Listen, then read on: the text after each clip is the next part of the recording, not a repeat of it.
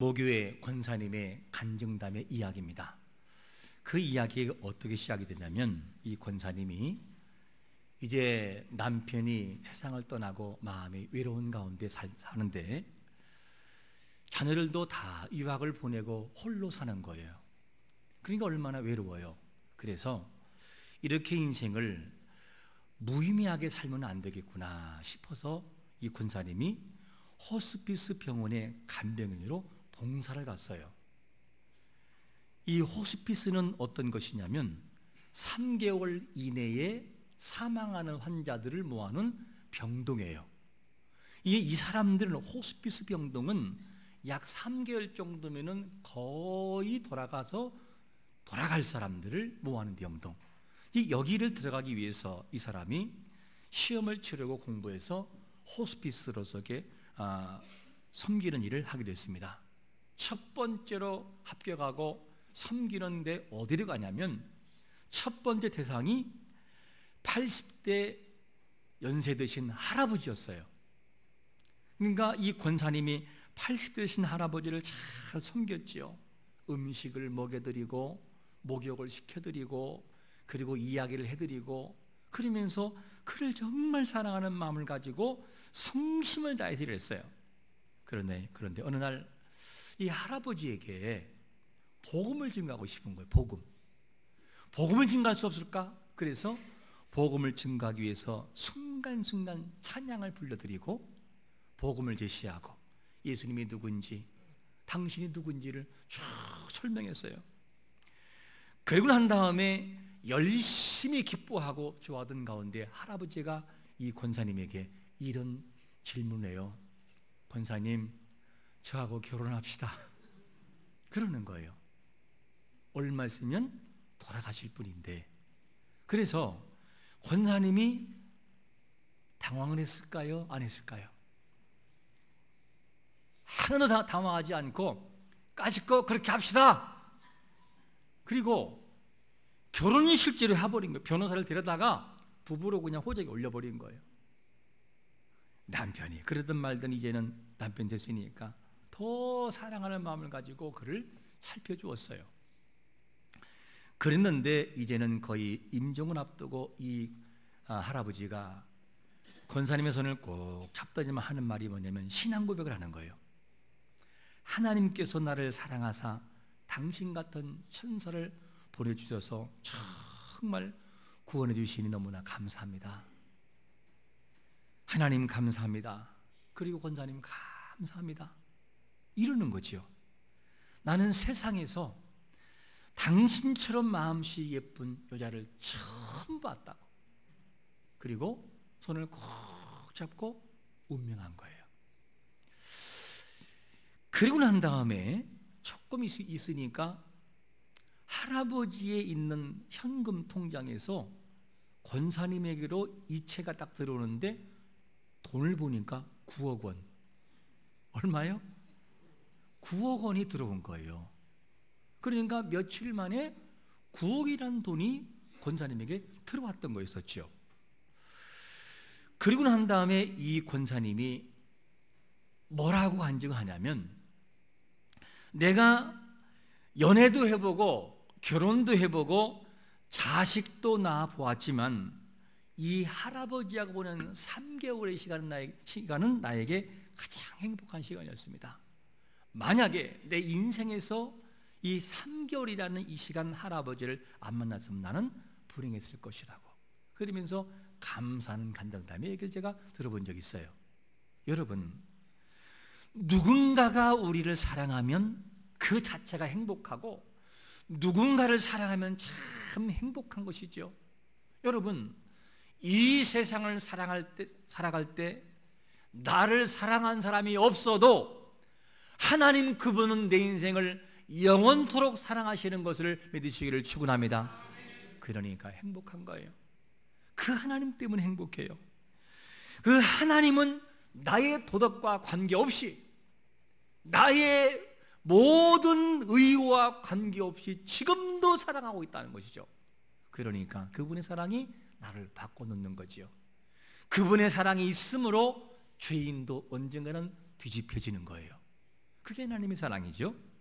그 하나님의 사랑이 얼마나 큰지를 요한복음 10장 15절에서 뭐라고 말씀하냐면 이렇게 말씀합니다. 아버지께서 나를 아시고 내가 아버지를 아는 것 같으니 나는 양을 위하여 뭘 버린다고요? 목숨을 버린다는 거죠. 우리를 사랑하시는 예수님은 우리를 위해서 목숨을 버린다. 그거를 말로만 한 것이 아니라 십자가 상에서 우리에게 증거를 보여주었어요. 그게 예수 그리스도의 구속의 사건이죠. 그러므로 여러분, 정말 하나님은 우리에게 어떤 것을 기뻐하시냐면 한 죄인이 회개하고 돌아와 아버지의 이름을 부를 때 그것이 하나님의 행복인 것을 믿으시기를 축원합니다. 하나님은 그거를 기뻐하셔요.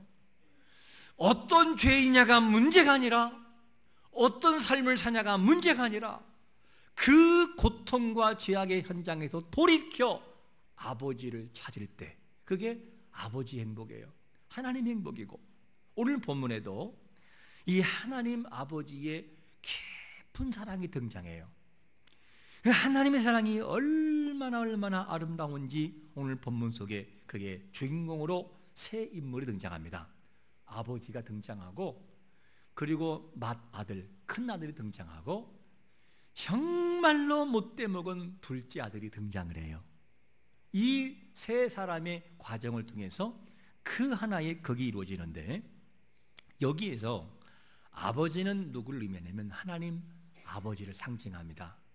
그리고 맏아들은 누구냐면 외식하는 바리새인들, 그리고 세 번째로 여기서 말하고 있는 이 집 나간 둘째 아들은 누구냐면 세리와 같은 죄인들, 그리고 우리 같은 이방인들을 의미해요.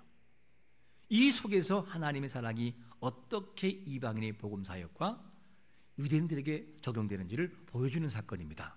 자, 그러면 먼저 집 나간 둘째 아들은 참 명랑한 사람인데, 이 아들을 오늘 본문에서 뭐라고 표현하고 있냐면 첫 번째로 이렇게 말씀하고 있어요. 죄악의 자리에서 돌아오는 아들의 모습을 보여줘요. 자, 본문 보니까 15장 20절에 보니까 이에 일어나서 아버지께로 돌아가니라. 아직도 거리가 먼데 아버지가 그를 보고 측은히 여겨 달려가 목을 안고 입을 맞췄다, 이렇게 표현돼요. 자, 오늘 본문에는 이 아들이 뭔가 변화가 있어서 그 다음에 이 말은 뭐냐? 뭔가가 뒤에 사건이 있다, 그 말이죠. 그 다음에 아버지를 향해서 달려가고 아버지 앞으로 나가는 둘째 아들이 모습이 나와요. 그러면 오늘 20절 이전에는 둘째 아들이 어떤 아들이었을까 하는 거예요. 이 둘째 아들은 정말 세상에서 못된 아들이었어요. 왜 그러냐면 아버지에게 아버지, 나에게 돌아올 재산을 주세요, 그러면서 아버지에게 막 강압적으로 재산을 달라라고 말하는 거죠. 여러분, 만약에 여러분 자녀를 사랑하지만 자녀가 아버지, 나중에 아버지 돌아가시고 난 다음에 주실 재산 주세요, 그럼 뭐라고 하겠어요? 겉은 말은 못해도 저 녀석이 저거 진짜 못했구만, 그렇지 않겠어요? 아버지가 빨리 죽으라는 얘기냐? 그럴 수 있잖아요. 근데 오늘 본문에 딱 그 아들이 나와요. 그래서 재산을 상속해달라고. 여러분, 히브리 문화에도 재산의 상속은요, 아버지가 살아계실 때 재산이 상속이 돼도 그 재산은 자식의 것이 안 돼요. 아버지가 돌아가신 다음에 그것이 넘어가는 거예요, 법적으로. 그런데 만약에 아버지가 살아계실 때에 재산이 상속돼도 수입이 들어오면 아들로 가는 것이 아니라 아버지에게 와요. 그게 법이에요. 이런 상황이 돼서 하도 그러기 때문에 각각 나눠주었어요. 그런데 둘째 아들이 나눠진 그것을 팔아서는 안 될 그것을 어떻게 했어요? 팔아가지고 재산을 가지고 어디에 있어요? 외국으로 나갔어요. 지금 말하면 카지노를 하고 싶기도 하고 방탕하고 마시고 취하고 이런 일을 하려고. 그러니까 이 둘째 아들은 양심도 없는 파렴치한 그런 자식이죠. 이런 자식이 둘째 아들의 모습이었어요. 이런 광란적인 삶이 언제까지 이루어지느냐? 돈이 있을 때까지는 마음껏 그냥 춤을 춰요. 그런데 그 자식의 행동이 언제 멈추느냐? 돈이 떨어진 다음에는 멈춰져요. 먹을 양식이 없어서, 돼지가 먹는 음식도 없어서 굶주리는 상황이 될 때 그제서야 뭐가 되느냐? 아버지가 점점 보이기 시작을 해요. 그 아버지가 계신 고향이 그리워져요. 아버지는 이런 분인데 저런 분인데 아버지가 그리워지기 시작을 하죠. 이게 누구냐? 둘째 아들의 모습이었어요. 이 방탕한 아들은 물질을 믿고 허비하고 살아가는 그런 모습이었어요. 그러니까 이 둘째 아들은 아버지 앞에 큰 죄인이었어요. 이 모습도 우리의 모습과 다를 바가 없어요. 인간은 본질상 타락했기 때문에 자기의 죄성을 이기지 못할 때가 너무나 많아요. 알면서도 죄악에 빠지고 그 죄악 속에 묻혀서 하나님의 자녀가 아닌 것처럼 살아갈 때도 있어요. 그게 바로 둘째 아들의 모습이었어요. 그런데 드디어 아들이 아버지에게 돌아갑니다. 더 이상은 길이 없으니까 돌아가 버려요. 그때의 아버지의 반응이 어떻지요? 다시 20절을 한번 보시면 뭐라고 말씀하냐면, 이에 일어나서 아버지께로 돌아가니라. 아직도 거리가 먼데 아버지가 그를 보고 측은히 여겨 달려가 목을 안고 뭐 했다고요? 일 맞췄어요. 뭐가 이쁘다고 일 맞춰요? 사람의 기준으로 보면 너무너무 괘씸할 수가 있는데 오늘 본문에 등장하는 이 아버지는 뭐냐면 이 일을 묻지 않아요. 가서 한껏 입을 맞춰요. 냄새나도 좋아요. 아무런 상관이 없어요. 돼지와 함께 지내도 상관이 없어요. 내 아들이니까. 그게 아버지의 사랑이었어요. 아들은 자신이 지은 죄 때문에 아버지와 아들과의 관계를 스스로가 재설정을 해버려요. 과거에는 아버지에게 당당하게 말했던 아들이라고 생각을 해서 아니, 그 생각 이상이었어요. 그러니까 아버지 재산 내놔요. 이게 아들의 모습이었어요. 그런데 모든 것을 잃어버리고 죄악 가운데 돌아와서 아버지가 얼마나 자기에게 소중한 분인지를 알고 난 다음에는 어떻게 하죠? 그 아버지가 자기에게 얼마나 소중한 분인지 알고 난 다음에는 재설정을 해요. 아버지의 아들의 자리가 아니라 어디로 내려오느냐? 어디로 내려와요?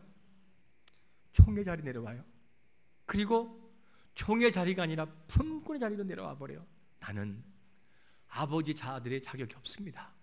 아들도 아니에요. 저는요 총이에요. 총. 그냥 품꾼이에요. 이러면서 이 아들이 아버지를 포기해버려요.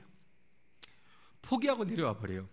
그런데 이렇게 아들이 죄가 있을 때는 자기가 아들이 아니라고 생각을 했고, 조금 더 과거에 의로울 때는 아들이라고 생각을 했어요.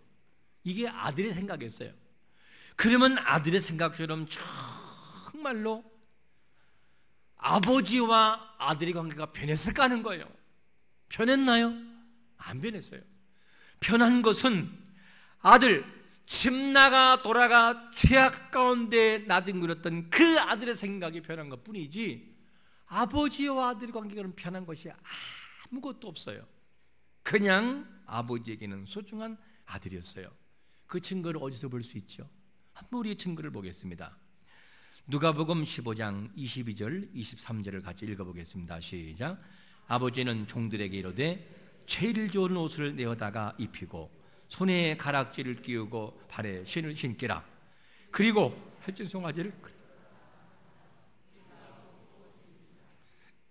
아들이 죄를 짓고 초라한 모습에 있을 때는, 그때는 아버지가 아니라고 생각을 했어요. 왜냐? 나 같은 죄인을 어떻게 아버지라고 할 수 있겠는가? 아버지도 나를 그렇게 대할 거라고 생각했는데, 신기한 것은 뭐냐면 예상할 수 없는 그런 아버지의 태도가 나와요. 그냥 아들을 보는 순간 포로 끌어안아요 그냥. 그리고 입 맞추고, 그리고 그 감정을 다 절제한 다음에는 그 다음에 뭐냐면 종들에게 명을 내려요. 여봐라, 이 아들에게 가장 좋은 옷을 입혀라. 가장 좋은 옷을 입혀라. 자기는 냄새나고 더러운데, 그런데 그 아들이 위에 뭘 입히냐면 가장 좋은 옷을. 네가 너를 볼 때는 지금의 옷이 올지는 몰라도 내가 사랑하는 너를 볼 때는 이 옷이 어울리잖아. 가장 멋있는 옷을 입어야 너는 내 아들이 맞다. 손가락에 가락지를 끼워라. 얘들아, 가장 좋은 것을 신겨라. 그리고 살찐 송아지를 잡아. 허름한 소가 아니고 안 좋은 소가 아니라 가장 살찐 거를 잡아. 그리고 잔치를 벌리라. 그리고 아버지는 잔치를 만들어 주어요. 이게 뭐냐면 아버지 사랑했어요. 그러니까 이 집 나간 둘째 아들은 자기의 죄악을 바라보고 나 같은 초라한 인생 과연 아버지 앞에 갈 수 있을까라고 생각을 했는데, 그런데 아버지는 그렇게 안 하세요. 생각이 달랐어요. 그래도 너는 나의 아들이고 너의 모든 죄와 관계없이, 너의 도덕과 관계없이 너는 내 아들이야. 그리고 가장 좋은 걸 주어요. 여러분, 이 아버지의 사랑이 있으므로 죄인이 구원받고 이 하나님의 깊은 사랑이 흘러왔으므로 우리는 그 자리에 들어감을 믿으시기를 축원합니다. 하나님의 깊은 사랑이에요. 이 사랑이 아니고서는 절대 우리는 구원받을 수가 없습니다. 너무 깊은 사랑이죠. 이것이 둘째 아들과 아버지와의 교통이 있었던 감동의 시간이었어요. 그런데 바로 이때 누가 돌아오느냐? 밭에서 일했던 맏아들, 큰 아들이 돌아오는 거예요. 돌아와가지고 보니까 이상하게 평상시 없던 소리가 들려요. 풍악 소리가 들리고 사람들이 시끌벅적 잔치가 벌어져요. 너무 궁금해서 종을 불러서 물었죠. 우리말로 하면 김서방, 이보게 이게 무슨 소린가? 그랬더니 주인님, 당신의 동생 돌아왔습니다. 근데 그 모습을 바라보고 이 주인님께서 잔치를 벌이고 그 아들을 용서해 주었습니다. 이 말을 딱 듣는 순간 맏아들의 반응이 나와요.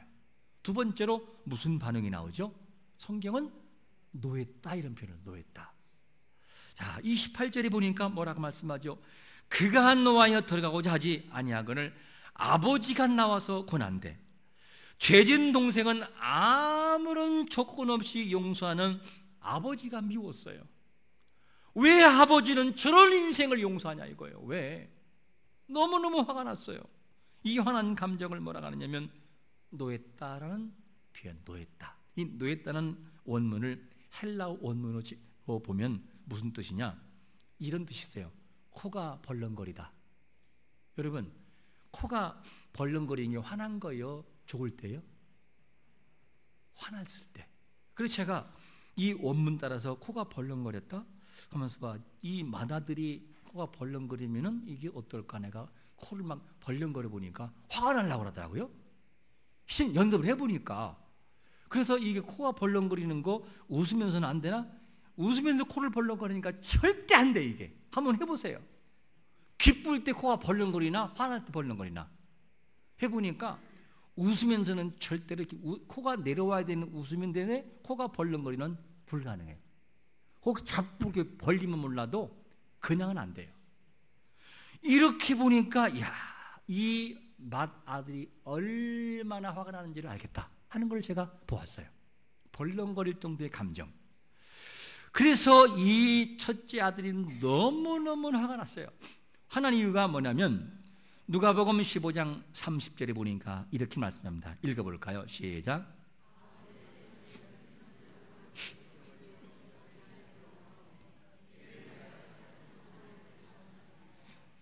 아니 어떻게 이런 아들을 용서할 수 있느냐? 모든 소유를 허비하고 했던 이 아들을 어떻게 용서하는 거예요? 이거를 말하고 있어요. 그러니까 화난 이유를 보면 왜 이 아들이 왜 동생만 사랑하십니까? 나는 뭐예요? 이거였었고, 그리고 아버지 재산을 허비한 것이 너무나 화가 났어요. 그리고 조건 없는 이 동생을 조건 없이 용서하는 아버지가 너무나 미웠어요. 이게 사람의 기준이라는 거죠. 맏아들의 모습이 마치 우리의 모습을 보는 것 같아요. 나를 안 사랑하고 누군가를 사랑하면 너무나 화가 나고 질투가 나요. 나는 뭐야? 나는 뭐래? 화가 나고 미워요. 이 감정. 그런가 하면 또 어떤 마음입니까? 아버지의 이 아버지의 모든 것을 다 허비했던 그 아들을 도덕적인 기준을 가지고 바라보지 않고 그냥 사랑과 용서를 가지고 사랑하는 그 아버지를 이해할 수 없었어요. 이것 때문에 미웠어요. 그리고 우리는 어떡하죠? 한 영혼을 바라보기보다는 소유의 개념으로 영혼을 뒤엎어놓아요. 이게 우리의 모습이에요. 소유를 위해서는 영혼도 버려버리는 마음, 이것이 사람들의 생각의 모습입니다. 그러니까 이 맏아들의 기준으로 동생을 보면 동생은 반드시 죽거나 쫓겨나야 돼요. 그게 율법이니까. 이게 바로 이 맏아들의 생각이었어요. 우리를 만약에 하나님이 율법으로만 바라본다면 과연 구원받을까? 오늘은 용서받아서 구원받을 것처럼 보일지 몰라도 내일 가면 또 죄를 져요. 그럼 하나님이 어떻게 해요? 우리 기분이 말하면 코가 어떻게 해요? 벌렁거려가지고 용서를 못해요. 그런데 하나님은 어떡하죠? 바라보는 기준이 율법의 잣대와 기준이 아니라는 그 말이죠. 그분의 사랑하심은 너무 큰데 은혜와 긍휼이라는 이 존재와 우리를 층이 불쌍히 여기는 마음을 가지고 우리를 바라보세요. 이것을 다윗이 시편에서 뭐라고 고백하냐면 시편 103편 8절에서 이렇게 고백합니다. 시작. 여호와는 긍휼이 많으시고 은혜로우시며 노하기를 더디하시고 인자하심이 풍부하시도다. 이 사랑이 지금도 우리에게 흘러고 있음을 믿으시기를 축원합니다. 그러니까 구원이 성립이 되는 거예요. 나의 도덕이 아니라 그분의 사랑하심이 있으므로. 이게 하나님의 깊은 사랑이죠. 그러므로 하나님의 깊이 참으심이 지금도 구원을 완성해 놓으시는 것이죠. 너무나 소중한 말씀이에요. 맏아들의 불만이 뭐였습니까? 왜 동생만 사랑하십니까? 나는 왜 사랑하지 않습니까? 라고 말을 하죠. 그러면 정말 동생만 사랑하고 그 맏아들은 미워했나요? 성경은 그렇게 말하잖아요. 자, 그 증거가 어디 나와요? 누가복음 15장 28절에 보니까 이런 말씀을 하죠. 그가 노하여 들어가고자 하지 아니하거늘 누가 나와요? 아버지가 어떻게 해요? 나와서 어떻게 해요? 권한대. 삐져가지고 안 들어갈 때 아버지가 직접 나와요. 둘째 아들을 반기듯이 나가서 아들아 왜 그러냐? 들어가자. 내가 너 사랑해. 내 것이 다 네 것이 아니냐? 들어가자. 이게 누구냐? 아버지 사랑이에요. 그러니까 집 나가 돌아왔던 둘째 아들만 사랑하는 것이 아니라 아직은 돌아오지 않았지만 자기를 발견하지 못하고 자기의 연약함을 발견하지 못하는 첫째 아들이지만 너에게도 라는 마음을 가지고 그가 돌아오도록 아버지가 사랑을 퍼부어주어요. 이게 아버지 하나님의 깊으신 사랑인 것을 볼 수가 있습니다. 우리가 본문을 시작하면서 뭐라고 말했냐면 바리새인은 맏아들이 누구라고 말했냐면 바리새인들이라고 말했어요. 바리새인들. 그리고 둘째 아들을 세리와 같은 죄인들 그리고 이방인이라 이렇게 말씀했습니다. 자, 그러면 바리새인들은 어떤 사람들이냐? 습속이 있어요. 모든 기준이 율법과 율법을 행함으로 자기를 의롭다고 생각하는 기본적인 전제가 있어요. 그 내용이 어디 나오냐면 어느 날 누가복음 18장 이하를 보면 두 사람이 성전에 기도하러 올라가요. 성전에 기도하러 올라갈 때 한 사람 바리새인이 올라가서 그 하나님 앞에 성전에서 어떤 기도한 줄 알아요? 한번 같이 읽어보겠습니다. 어떤 기도하는지. 누가복음 18장 11절입니다. 시작. 바리새인은 서서 따로 기도하여 이르되 하나님이여 나는 다른 사람들 곧 도색, 불의, 간음하는 자들과 같지 아니하고 이 세리와도 같지 아니함을 감사하나이다. 이게 누구냐면 바리새인이에요. 내가 조금 뭔가를 했다 이거죠. 나의 도덕이 다른 사람보다 조금 낫다 그 말이에요. 그 조금 난 도덕을 통하여 하나님 앞에도 머리를 뻣뻣하게 세우는 것이 바리새인이에요. 그러니까 하나님이 바라볼 때 이거 얼마나 가소롭고 얼마나 안심하겠어요. 전능하신 완전하신 그분 앞에 죄악투성인 인생들이 하나님 나 깨끗하지요? 나 잘났지요? 이렇게 말하는 모습 보고 얼마나 이게 한심스러운 말이죠. 이게 바로 누구냐? 바리새인들이에요. 오늘 본문에 나오는 맏아들도 동생을 바라보면서 어떻게 평가하죠? 왜 저런 동생을 용서하냐고. 나는 안 그런데 저는 그러잖아요. 이렇게 말을 하고 집 나간 동생을 율법의 기준으로 그를 바라보므로 저 동생을 용서할 수 없다라고 말해.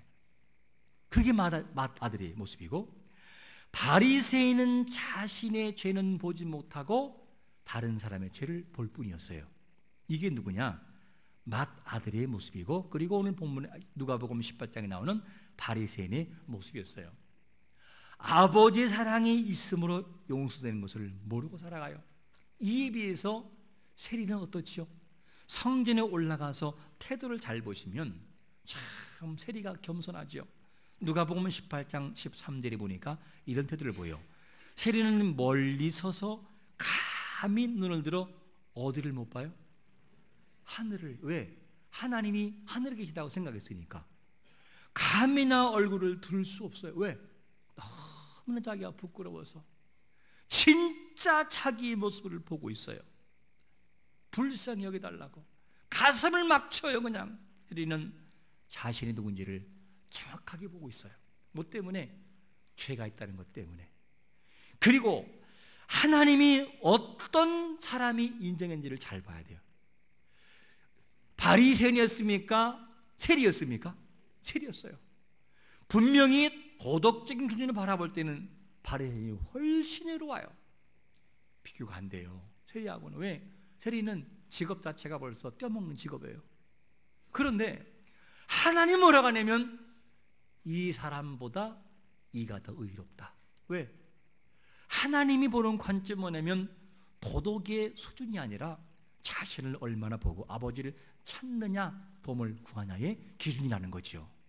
이것을 보고 하나님께서 그를 더 의롭다 인정하셔요. 오늘 보면 등장하는 맏아들은 동생보다 조금 더 나은 것 때문에 자기를 보지 못하고 있어요. 아버지 사랑을 볼 수 없어요. 동생보다 조금 나은 의의 때문에 아버지의 진짜 사랑의 모습을 보지 못하고 그거를 발견하지 못하고 원망하고 살아갑니다. 자세히 보면 감사가 보이는데 혼자 사는 어떤 한 분이 있었습니다. 이분이 22살 난 외동아들을 잃었어요. 딸도 없고 아들도 없고 하나밖에 없는데, 그런데 이것 때문에 사람들이 너무 마음이 아팠어요. 큰일 났다. 저 사람 분명히 뭔가 일 나겠다 했는데 이 믿음의 이 사람이 원망하기는커녕 도리어 감사합니다. 네 가지를 감사해요. 그럼 뭘 감사하느냐? 그걸 간략하게 소개하면 첫 번째는 뭐냐면 하나님께서 남편도 없이 외롭게 사는 자기에게 22년 동안 자식과 살게 해주심을 감사합니다. 그랬어요.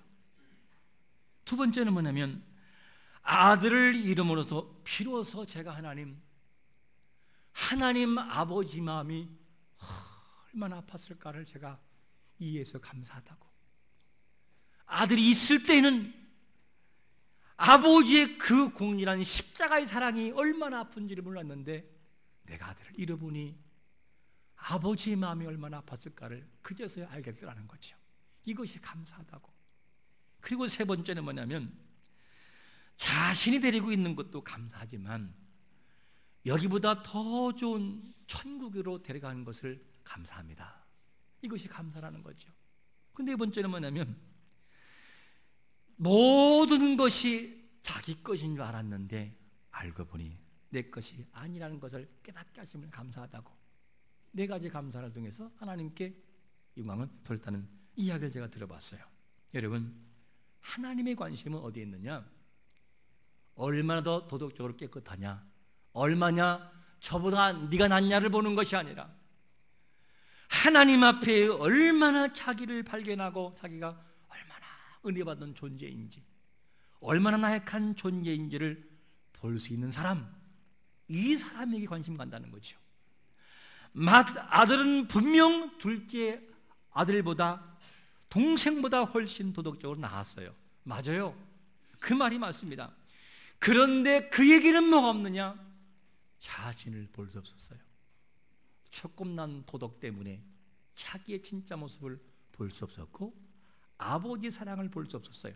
그런데 둘째는 자기가 부족을 알기 때문에 감히 아들이라고 부를 만한 자격이 없음을 알고 종으로 내려와 버려요. 그런 아들을 하나님 아버지가 안아주어요. 가락지를 끼우고 잔치를 벌이고 옷을 입혀주어요. 그게 둘째 아들을 향한 아버지의 사랑이었어요. 여러분, 우리가 살아가면서 어떻게 살아가야 맞습니까? 이 중에는 도덕적으로 나은 사람이 있고 그렇지 못한 사람도 있을 거예요. 도덕적으로 깨끗한 사람도 하나님의 은혜가 있으므로 내가 여기에 온 것을 인정하는 것도 필요하고, 그렇지 못한 인생도 실망하지 말고 아버지의 품으로 달려가야만 돼요.